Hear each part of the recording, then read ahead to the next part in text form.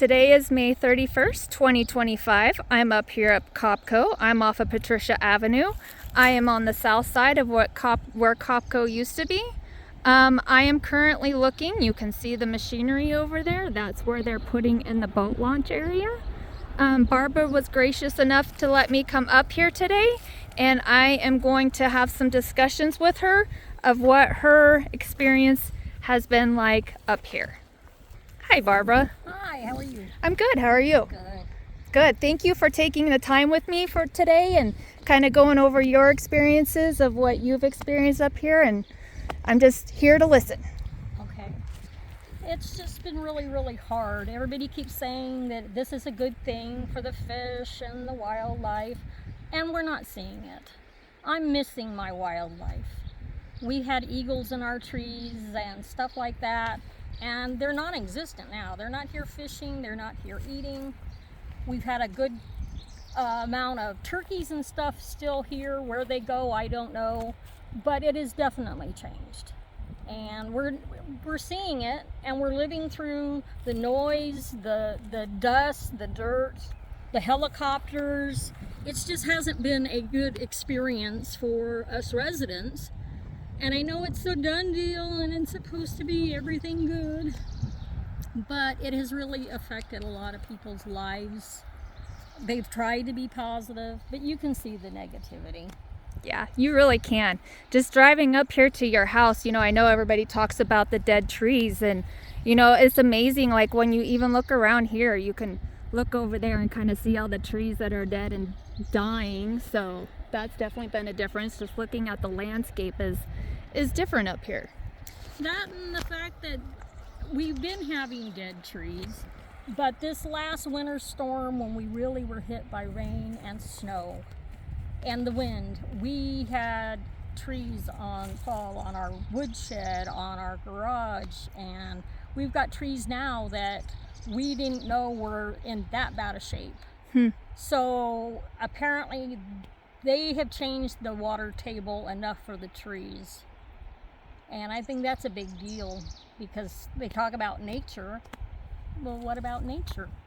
Correct. So, and you were saying so far you haven't seen any well issues with your well water currently. Knock on wood, no, we have not had a problem. But again, we don't water like we used to. We don't flush the toilets like we used to unless we absolutely have to. Trying to not change anything as much as possible. Okay. These beautiful pine trees they're dead, and there's actually a canyon that runs through there. The drainage comes from across Patricia on both ends of our property, and yet there's still not enough water for these pine trees. And that's going to be a continuous issue as we move down the road with the water tables dropping. Oh yeah. So as far as like wildlife, I know that you were saying that you're not seeing some of the critters that you used to up here before. So like what's different now? Again, where the eagles are non-existent. I haven't seen them at all. My owls that I hear are not here. They're way in the distance. I don't know where they're actually hanging out at.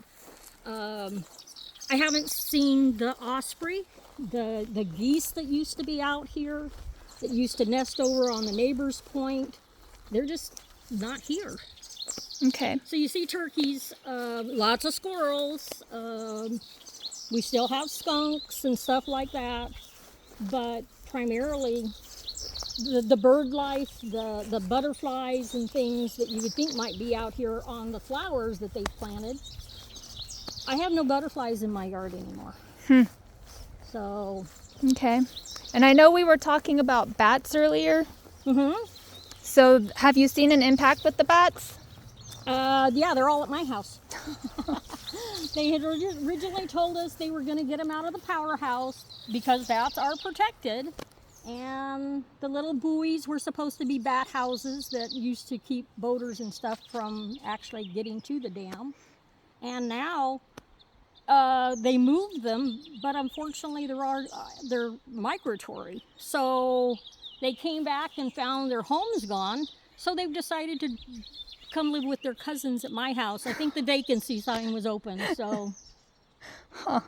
Okay. So I'm still here with Barbara. We're taking a nice little walk down to her beach area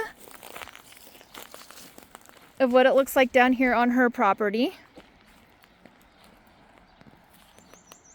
I'll kind of come over here to the edge so you guys can kind of see what things are looking like.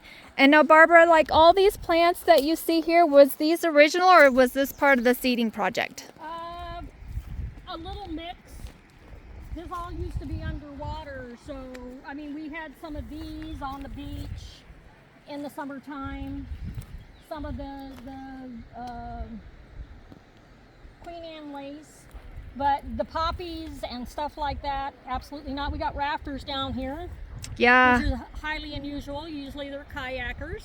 Yeah, actually I went up to Copco, up to the bridge before I came here, and I have a feeling these are the same guys that were going through when I was up there.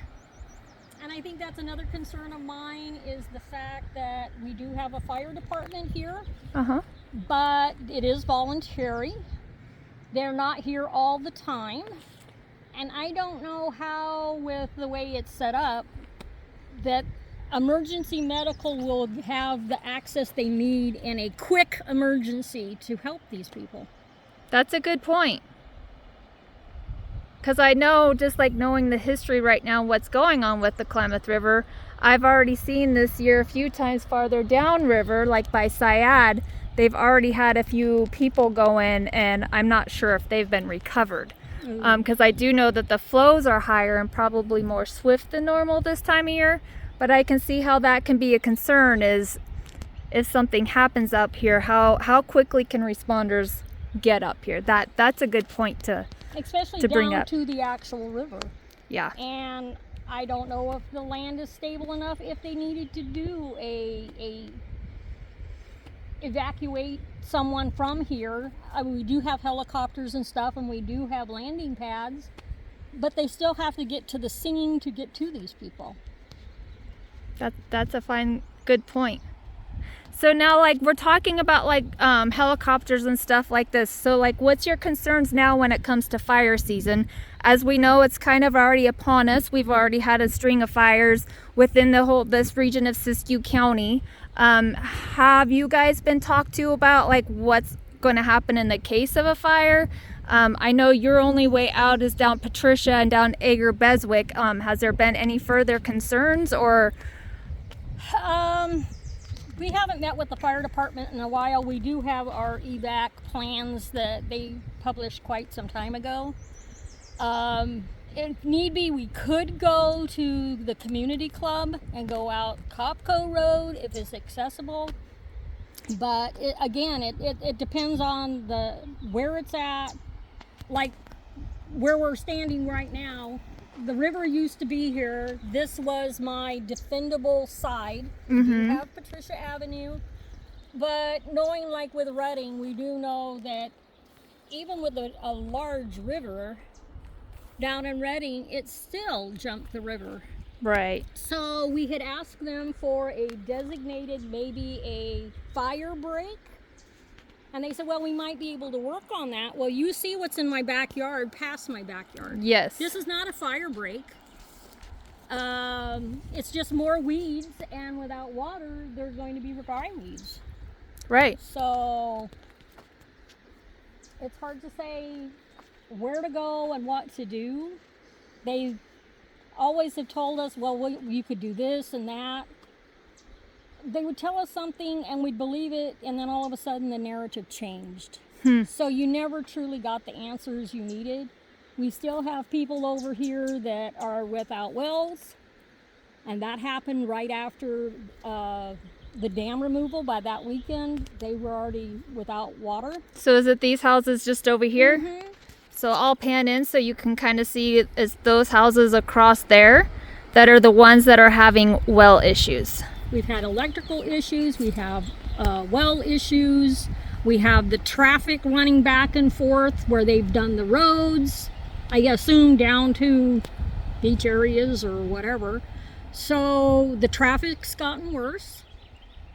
They're not locals. They don't drive the speed limits. So it's been really hard because we're having to deal. It would be different if it was just the removal and the fact that the lake's not here.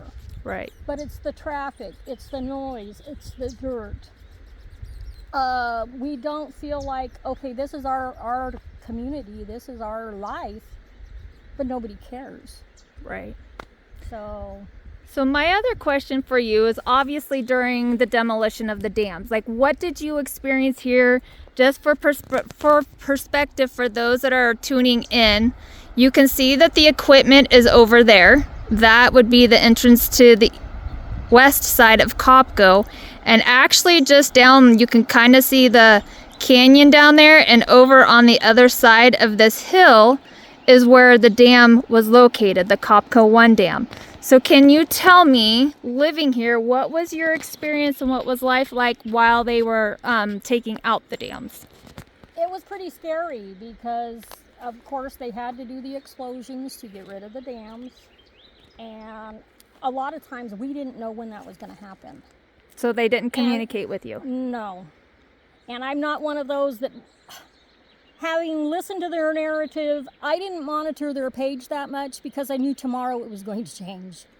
But I wish they would let us know. I had an old dog that was pretty upset because she thought it was thunder or lightning and stuff like that. So she was highly medicated for a while. But it was just the noise, the dirt. Every time there was an explosion. The neighbor over here, they live right at the back of where the dam was removed. His wife was out there. There was an explosion. And all of a sudden she was covered with dust. She ended up in the emergency room because of, it's like no warning. Wow. And she had skin irritations for quite a while afterwards. He's the same one that had no well.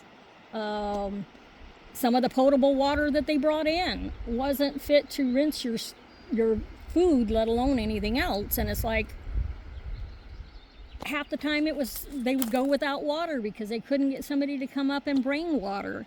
It's just been a constant thing since the beginning. The dirt, the noise, the explosions.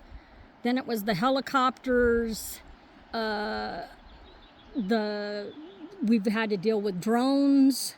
They still do to make sure that the river's not changing courses and all this other stuff. And so we feel like our privacy has been invaded. You know, you don't know what actually they're picking up. So it's really hard. The slope there. So there's no way safely with this chalky stuff that you could get down to that river in case of a fire. You'd kill yourself trying to get down there to get in the water, maybe to save yourself. Right. I'm going to walk over here to the edge so people can kind of see what she's talking about.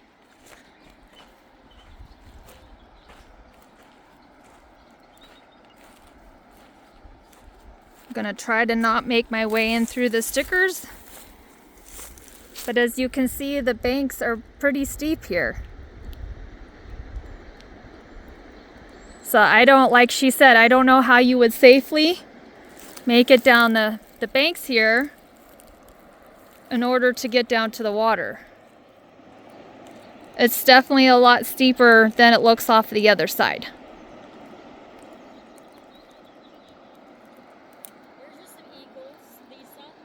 And actually, while we're here, we've come across one eagle that's flying up above. I've seen a few vultures since I've been here. I think I just lost it. But that's one eagle.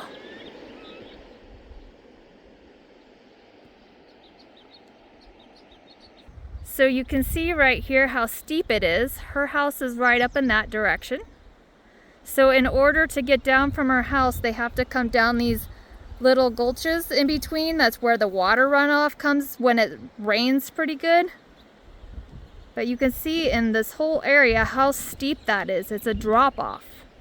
So the only way for some people in these houses to be able to get down to the river would be in these little gulches in between the hillsides. You can see where some dirt has sloughed off right there. And I know that that's another concern. And you can see the docks that are still here from when the lake was still here.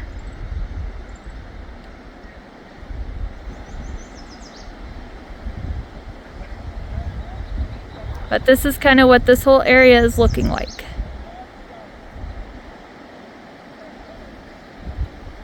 And you can see how steep it is over there underneath those houses as well. I'll pan out in just a second. I'm trying to go slow so it's not too shaky and that you can see it.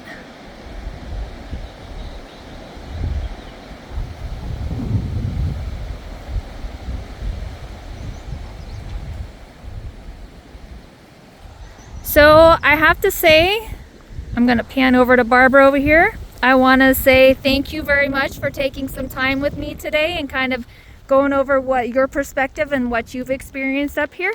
Is there anything you'd like to end off with? I don't think so. I think my last comment would be, I think that in the future we'll find this was a very big mistake and that there was a lot of cover up and a lot of people made a lot of money, because there's people that made this decision that do not live here, have nothing to do with this area, but someone made a lot of money. Okay, well, thank you for your time today. Thank you. You're welcome, and I'll leave you with the last view of what it looks like from her backyard.